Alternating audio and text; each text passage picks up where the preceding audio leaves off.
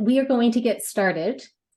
So we are going to begin by sharing who we are and just go through some of the things that we imagine that you would be interested in learning about this evening. So who we are, why we started, what we offer, how we teach, and so forth. And so let's just start by talking about who we are.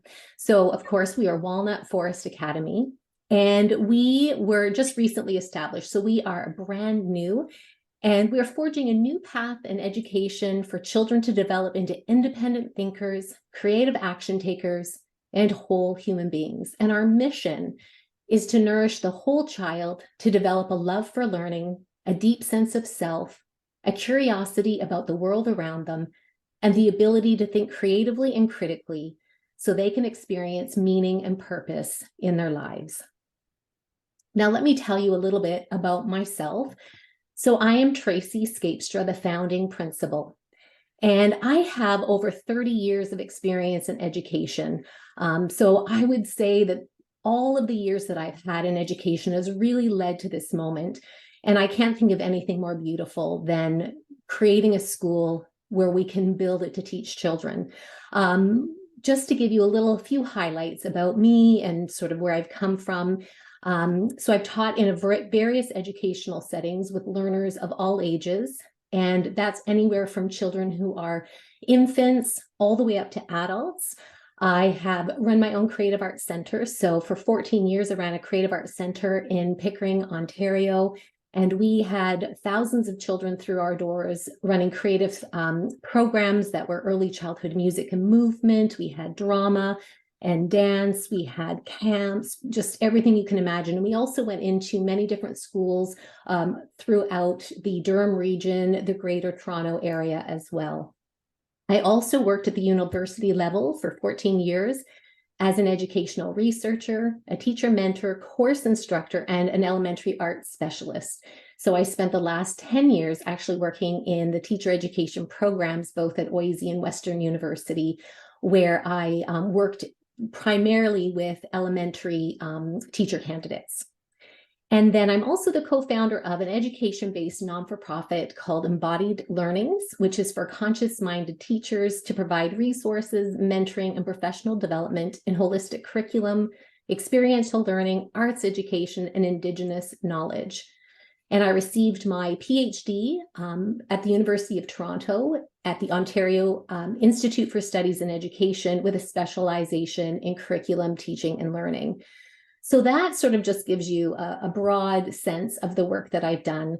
And I consider myself specialized in working with children right from early childhood through elementary. So that's the area that I've spent the predominantly my years teaching. And then I also have a lot of knowledge and expertise in mental health and wellness, restorative practice, safe schools, and conflict resolution and communication. So all of those things kind of come and culminate in the desire to create this school. So that's a bit about me, and I'd love to have Lindsay introduce herself. Hi, so I'm Lindsay Watt. I have my bachelor in education as well from OISE, and I did a specialist in special education, and I have predominantly been coaching for the last 10 years in swimming mostly, but I've this past year and a half been running my own private small scale holistic school out of my home called Hill School, and I started that in the fall before last so that I could kind of begin all of the initial things that we're actually trying to do here with Walnut Forest, but just all on my own. So we've been aiming to just be outside a ton, connect with nature, connect with our bodies, and just really enjoy learning, getting curious, and child-led setting. My swim coaching is in competitive background. I have basically I'm trained at the level for national swimmer coaching, And I also teach piano. I've been doing that since I was very young, a teenager. And yeah, I have two little kids of my own who will hopefully be involved with Walnut Forest as well. Yeah, and that's kind of the majority of the important stuff I think about myself. Okay, so let's talk a little bit about why we started. So here's just a few images to share with you that might give you a sense of what I'm going to talk about. So I want to preface by saying that I went through the public education system myself as a student.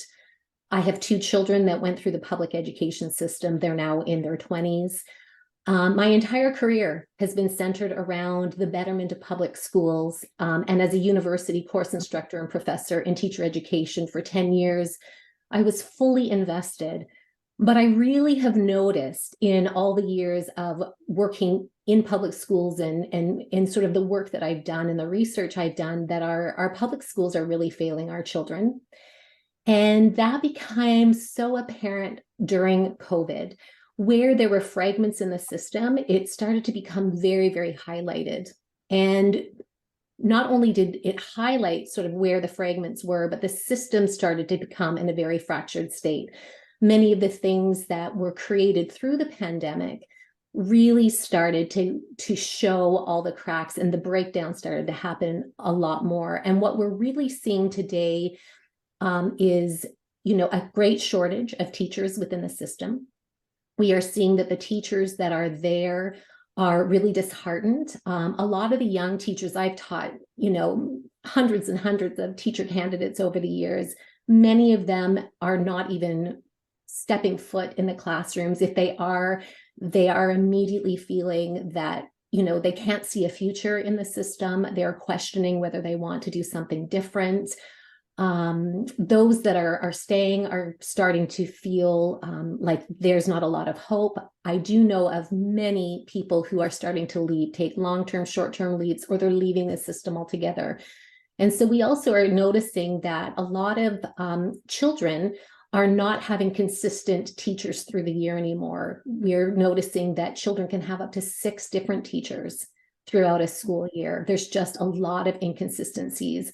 And so, these young teachers are kind of coming through, and so what's being created is, significant learning gaps, where children are starting to get quite far behind in terms of what it is that they're supposed to, know in terms of the standards and expectations. We're also finding that there is a lot of emotional dysregulation. So especially the younger children who just never had the opportunity to start school, now that they're going into the system, they are really, really struggling within it. So that in itself is also, hugely problematic. So all of these things have really been, just kind of festering. And the more that I speak with friends and family and colleagues that are all within the system, we can really start to see where these breakdowns lie. And I actually have 2 grandchildren of my own. And when my grandson was first born, I had talked a lot with my daughter about what it is that she wanted for her children. And she said, I just can't see putting my children in a system that is falling apart to the degree that it is. And that's sort of when the dream started to grow, and I connected with Lindsay, and I could see what she's doing. She teaches my eldest grandchild, and we knew that we could do something better. And that was sort of where Walnut Forest Academy really grew from, was our great passion, our experience, and really wanting to make something different for the future of these young children. It's possible the public school system will at some point, come, and as everything ebbs and flows, eventually it might go to a better place, but I think it could take a generation to do that. That's my prediction. So that is one of the big reasons why we got started, we just believe there's something else that's possible. So let's talk a little bit about what it is that we offer. And here's sort of the nuts and bolts of it. So we are offering holistic education programs for children, and we're starting with 3 to 8-year-olds. It is rooted in experiential, hands-on arts integration and land-based pedagogies. So everything is about children being in the experience of doing and really being rooted in their bodies, in nature, being creative, using their imagination, connecting with others, as opposed to a more traditional form of learning where they're sitting and they're looking in textbooks and, they're writing and, sort of pencil to paper. We want children to be in the world of their learning through the experience of it. We have full and part-time options, and that is from September to June. And we are going to offer 5 days, 3 days, or 2 days a week. And that is for all ages. So this is something that we're really committed to, is really having that sort of model. This way we can invite families that homeschool their children. And it also gives an opportunity, if there's a parent who has their child in public school, they could also do a couple days with us. So we just really wanted to provide something a little different than is sort of happening in other organizations. We have something called Wild Wednesdays, and that is every other week. So we actually are doing it 6 times between September and December.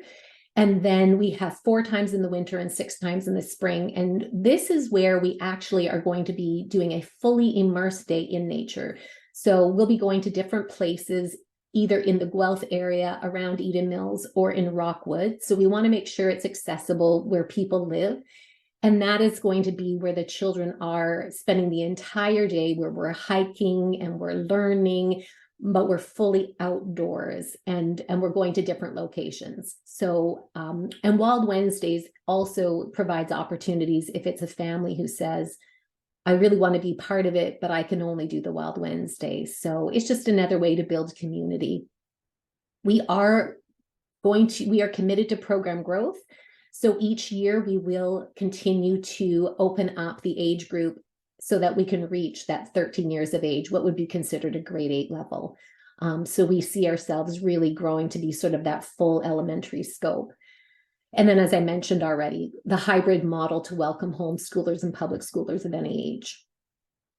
And I'm going to invite Lindsay to talk about how we teach.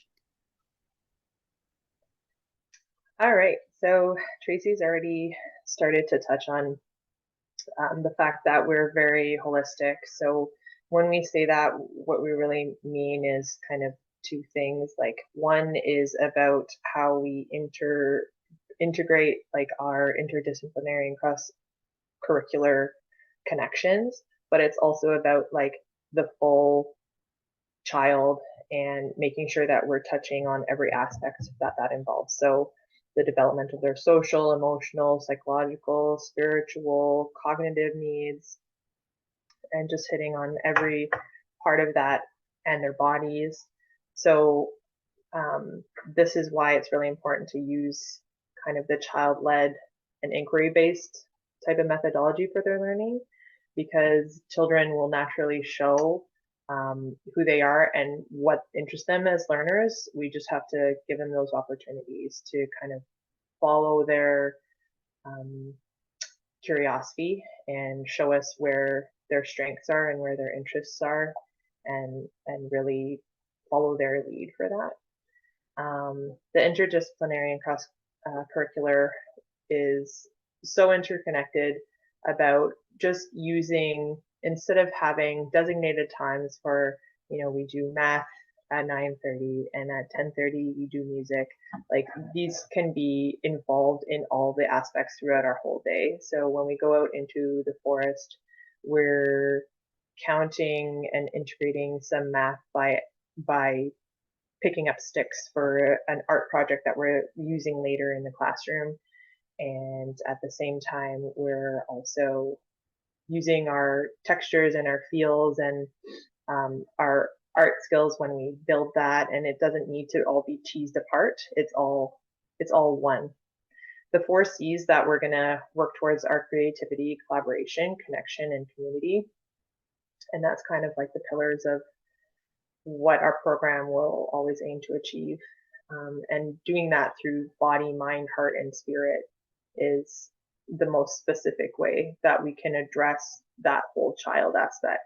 So Tracy, if you want to flip to the next, I think we have a body slide, because the body is about that doing, as Tracy was saying. We really want the children to be rooted, grounded in their bodies, and especially for children under 7, this is when they're learning how to actually ground in themselves and really feel into themselves. So if they don't have the opportunities to move their bodies authentically, to have a lot of time outdoors and with active involvement, then they won't fully drop into themselves, and then it's actually quite tough for them to move along in their development. So it's really critical at the young stages, especially.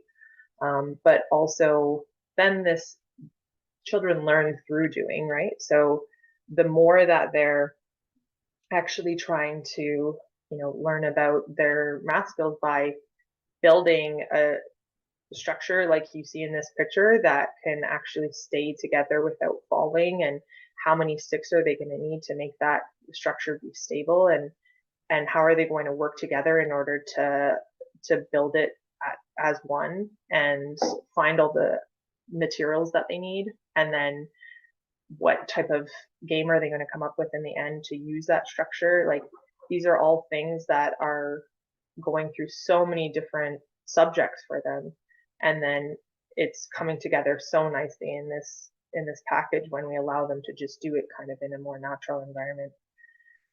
But it also activates their senses. They're really retaining the info because they're doing it, so their body is feeling through all of that instead of just seeing it on a board or in a book. It's not as palpable to them. They also get to continually be so creative and explore that in many different avenues, as well as improving their focus and obviously really calming and supporting their nervous system. This is one super key way that especially these young children that are struggling with like sensory regulation are able to just bring it way down, because they're able to absorb that energy from nature and around them, and it's such a calming effect on their bodies and minds.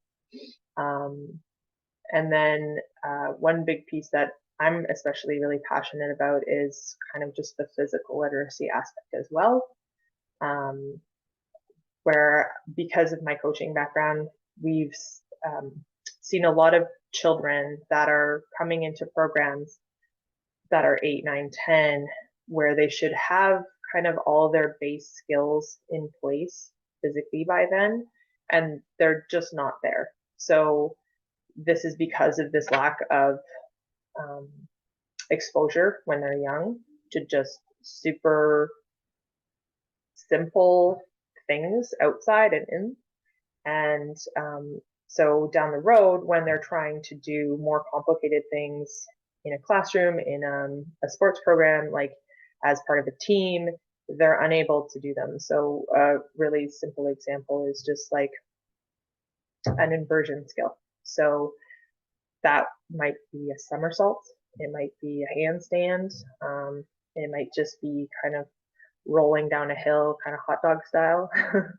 And if children aren't just naturally playing that way with other children, when they're like 3 to 7 years old, then by the time they're in a program where they're maybe trying to do some springboard diving, they're very, very reserved and sometimes unable to even get to those baseline skills that they need to get off of a diving board.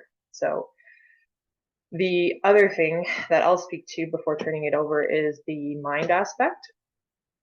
So this is just a lot about mindset, like positive mindset, positive thinking, and growth mentality.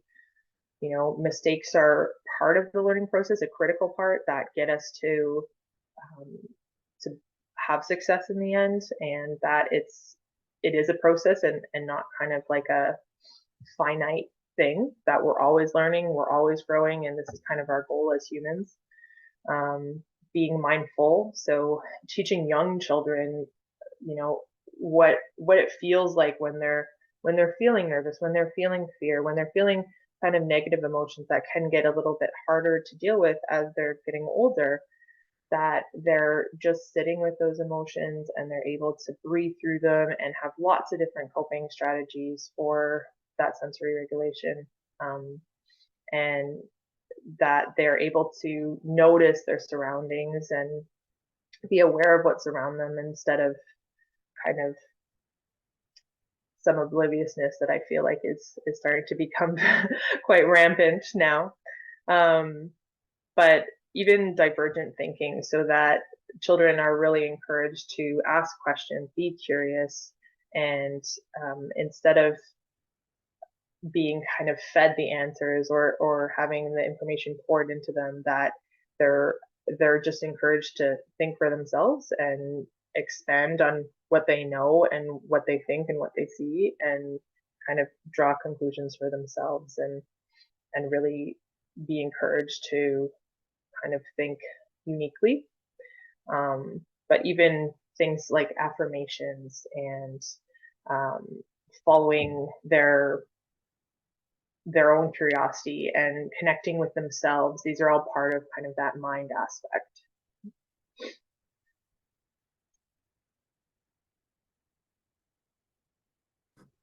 Okay, so I'm going to speak to the heart.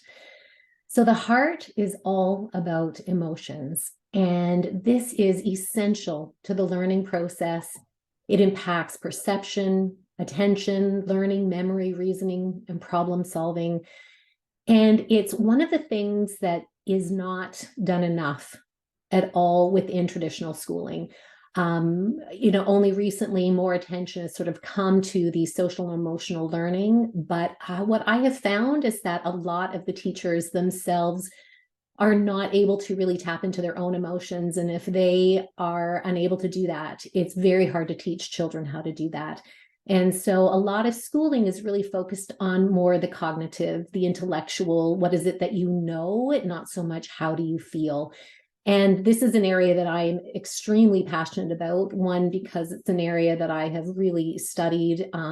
It's an area that I have worked with, and predominantly in the arts, because the arts is so much about how do you feel? It's about self-expression. It's, just imagination and creativity means that you need to tap into that part of yourself, that inner knowing. And so we really want to make sure that that's something that we are always bringing into everything we do. So asking children, how do you feel, is really important, not just what do you think. Part of it is just allowing children to play and to really be self-expressed, bringing humor into the things that we do. We don't have to take ourselves so seriously all the time, but it's also about really providing opportunities for children so they have a sense of belonging. And that is where we have conversations, where we really communicate and get to know each other. And where children can do this through cooperative games and trust building activities and communication skills and learning how to use language such as I am and I feel. And so that especially, we know it doesn't matter where you are, there's always going to be conflicts that come up in relationships where we have to problem solve. And the more that children are able to identify their experience and they can share from the perspective of and this is what I experienced, and this is how I feel, and they can share that, it's a beautiful way that we can, within our community, we can work through things. And so that's a big piece of it. But it's also about just how it is that we feel in our own learning and knowing ourselves by, being out in nature. And what does that experience do for us? How do we feel in our body? What happens that sometimes we can't even express in words? And really allowing students to get a sense of, what is it that I feel pulled towards? What do I want more of? Or, how could I do something differently or ask different questions? And again, that all comes from that heart place. So that is something that is really deeply important to everything that we are going to do. So that's where the arts are going to be a really critical piece, which is combined with spending that time in nature that really does tap into the heart of the child. And then the last one is teaching to the spirit. So with this one, we really believe that all human beings are seekers of meaning and purpose and connection in their lives. And it's through developing really strong relationships with our inner self and our outer world that we can have these really transformational learning experiences and personal growth. A lot of times the word spirit is something that is so misunderstood. And, this is not about religion. This is not about getting into spirituality. It's about just helping children discover what is it that gives them meaning and purpose. What does it mean to have love and compassion in our hearts and to see that in others? What does it mean to see that we are interconnected with all living beings? And that's where we develop empathy. How do we contribute to the well-being of others, connect to our own essential nature, and really develop a peace of mind and happiness? So it's when we talk about engaging the spirit and learning, that's a big piece of it, is that children realize that there is so much more in this world, and being in nature and connecting with others and developing this relationships. It's like, how does that make me feel? Where am I making a contribution? So that it's not just the drudgery of going to school and having to learn a subject, but I am growing as a human being, and I just keep expanding and expanding within this world. And so I'm developing this sense of self, deep sense inside, and then making these broader connections around me. And so this really comes from self-awareness. So really supporting, what does it mean to be aware of the self? What does it mean to really be in true connection with others? And also, what does it mean to be on purpose? And so creating great intentionality in the things that we're doing. So that is sort of how we have framed this idea of holistic education. That is how we teach, really through this sort of full circle of the whole self. So I'm going to let Lindsay share a little bit just to give you an idea of our daily flow. Yeah, so this is kind of like how the actual day-to-day is going to go when you're enrolled in a school. So aside from the Wild Wednesdays, the typical Monday to Friday will look like the children arriving before 9. Kind of any time after 8:45 is perfect, up till even 9:15 before we start our actual circle. So parents have an opportunity to park their cars kind of on the street, across the street, walk the children in. They'll be walking around the back of the house where the classroom is accessible from. There's a gate to go through, and the children will be going around into the yard, and they'll be kind of free playing until everyone arrives. And once, if any things need to be dropped off in the classroom, then parents can go into the cloakroom and put any of their supplies that they need in there for them. Then by about 9:15, we're going to begin our actual circle. So this is for us to build community, share our stories. We'll always have a welcome and a song. And then maybe we're going to do a stretch, or, do something mindful like look for or listen to certain birds, what's going on with the weather. And they're going to just basically enjoy sitting together, being together in the forest for the first 15 to 30 minutes. After that, we're going to start moving into some more organized play and some inquiry-based activities. So until about 10 o'clock, we're still outside, and it's just going to be a little bit more directive. We may, start looking for some supplies for like those art projects that we're going to do inside. And sometimes they're going to be actually engaging in some sort of little game of some sort that they can play together, teamwork, scavenger hunt, like little things like that. And then we'll move them into the classroom for a little bit more of a kind of, well, sorry. Once we're in the classroom, it's just going to continue with our inquiry-based learning, but it's going to be sometimes independent and sometimes a little bit of instruction. So we may actually do a music class or an art project. We could do different curricular subjects, and sometimes dance, drama, different visual art stuff. And they may do some storybook reading, lots of different options once we're in the classroom. And it's good because that morning time is usually up until about the lunch hour, quite a bit colder, especially in the winter months in the morning compared to the afternoon. So we wanted to have the kids kind of do more of their indoor stuff in the morning time and more of their outdoor stuff in the afternoon. They have access to snacks at any point if they need them, just little fruits and veggies and things in a bowl nearby, energy bars that if they are feeling peckish, then they need something to get them through the lunch that they have access to. And then we'll have an actual lunch break at like about noon. They're going to really, the classroom will transition into more of a lunch area where we can all sit together, enjoy eating mindfully, talking and enjoying some delicious food. So even though children are bringing their own lunches from home, it's still a chance to slow down, experience like our food together, and really honor like what that sustenance is giving us. Children that take a little bit longer to eat will have still the opportunity to do that, while others that are finished earlier have time to move kind of freely throughout the classroom up until about 12:30, and they could be doing some independent games and playing, looking at the books and different creative types of things in the classroom. And then we're going to head back outside for kind of our biggest chunk that we do outdoors in the typical day. And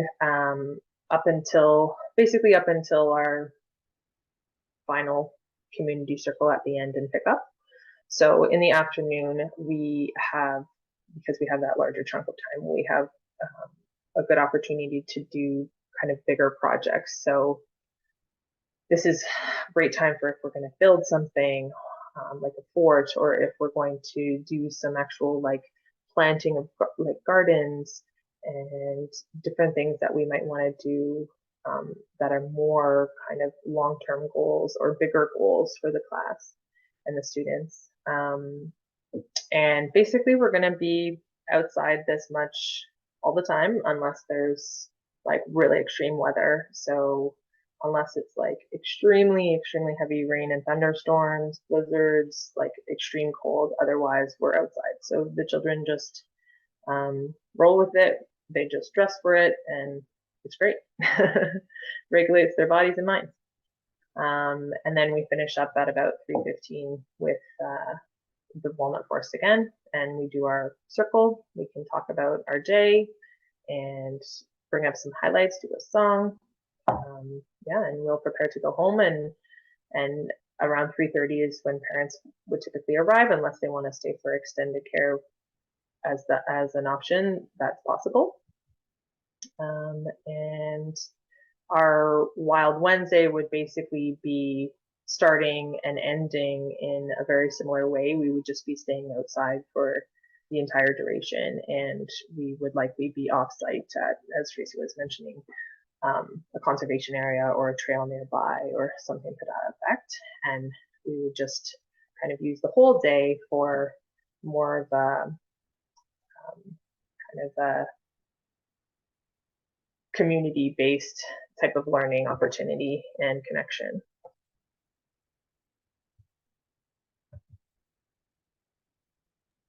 So I'm just going to just share one more thing and then just show you a few photos and then see what questions you have. So one thing we also are going to be doing is community events.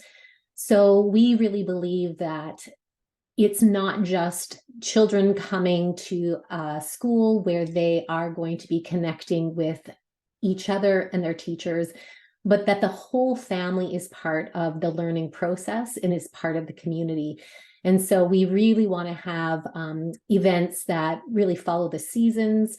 So we might celebrate the harvest, come together around the winter solstice, have potlucks, and just events so that families get to know each other. Because again, it's just for us, the more that people are connected, the more that they develop those relationships, the stronger that we are all together. So that is something that we will do. And when I ran my Creative Arts Center for all those years, one of the things that was the biggest highlight were all the special events we had, whether we, again, had food and crafts or musicians or whatever it was just such a beautiful way that people would come together and make friends that continued for years after. And families came for years as well, because they felt that they were more than just going to a program. They were actually part of something. And so we really want to create that as well. So I'm going to just show you quickly. So it is really hard to show the sort of the beauty of forest through photography. You really need to see it in person. But this just gives you a sense of the walnut forest that we have. So the house that I'm in, we have a really, really large yard. It actually wraps around the entire house. And it is fenced in. So there is room where there's going to be, things for children to climb. There'll be a sandbox. There'll be just lots of sensory places where they can run and kick balls. I have a hill where you can do a little bit of tobogganing, a place where we'll be able to build our garden. So it is quite spacious. But then we've got this beautiful forest behind us. And you just get a sense of it in the winter and the day. And so there's lots of places there too for children to play and explore. And this big picture you see here is the one that's the greenest. That is where we'll be holding our community circles at the beginning and end of day. And again, those rituals are just so important for children. So many other things in the day, may change in terms of what we're learning. Lindsay talked about bigger projects, longer term things, again, depending on the season. But when children know that every day we gather, it starts our day, and every day we come together to gather again as we say thank you for the day before we finish, those things are so meaningful. And I can't think of a better place than to do it underneath the trees within the forest. And then living in Eden Mills, I'm not sure if you're familiar with Eden Mills, but it is just so beautiful here, and there's so many places to go. So this is just an example of a beautiful trails that we can actually walk to. And there's an amazing playground as well that we can get to that has swings and slides, and just, there's a big hill for tobogganing. There's a big field for playing soccer. There's another sort of space for baseball. So there's really so much that we have access to when we leave our property that we can get to when we have these full afternoons where we can go and do other things. So I am going to finish the presentation there. I'm actually going to stop recording, and I'm going to stop the share, and then